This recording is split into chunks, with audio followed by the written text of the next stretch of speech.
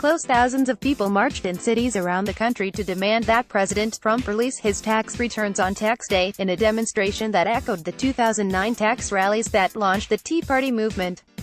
Time before Donald Trump refused to release his tax returns, Bill Haslam refused to release his. The issue was debated sharply during the primary and general election campaigns when the governor was running for office in 2010. Democratic candidates Mike McWherter, Jim Kyle and Kim McMillan, and Republicans Zach Wamp, Bill Gibbons and Ron Ramsey all released their tax returns during the race. But Haslam would provide only a summary of income and taxes paid, and that excluded all earnings from pilot Flying J, which he said would intrude on the privacy of other owners of the family business. "Baloney," responded Gibbons, then District Attorney General in Memphis.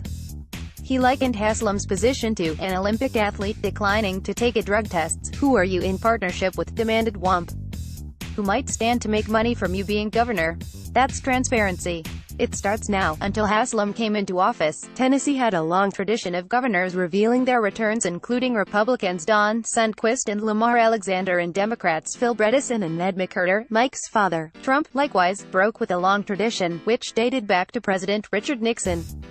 The Nixon saga began in 1969, when Congress killed a loophole that let presidents donate their papers in exchange for big tax deductions.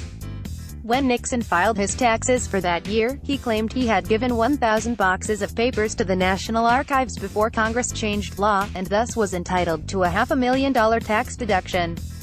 The issue didn't become public until 4 years later, during the Watergate investigation, when it emerged that the deed transferring the papers wasn't signed until April 1970, even though it was dated March 27, 1969. The backdating had allowed Nixon to evade the new law. Leaked information then revealed that the president paid taxes of only $793 in 1970 and $878 in 1971, despite income of more than $400,000. Asked about this, Nixon responded with his most infamous quote, "I welcome this kind of examination, because people have got to know whether or not their president is a crook." Well, I am not a crook. George H.W.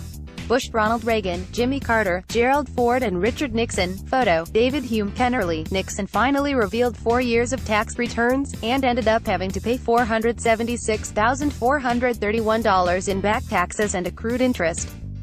After that, all presidents, until Trump, made returns public. Is the tradition now dead in Tennessee, as well as America? At least one candidate, Beth Harwell, GOP Speaker of the House, wavered when asked, saying she might need to protect the privacy of her husband's business. Sam Harwell is a toy manufacturer. "We hope she, and other candidates, will decide to be forthcoming as the race heats up.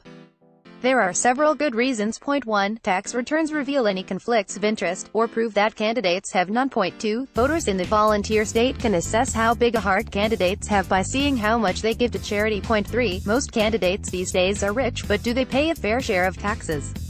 Only the returns can tell. Point 4. Finally, disclosure sets a tone of openness, and that's critical to governing with credibility. During this gubernatorial race, let's recapture a Tennessee tradition of transparency. Read or share this story. http://noxnet.ws/2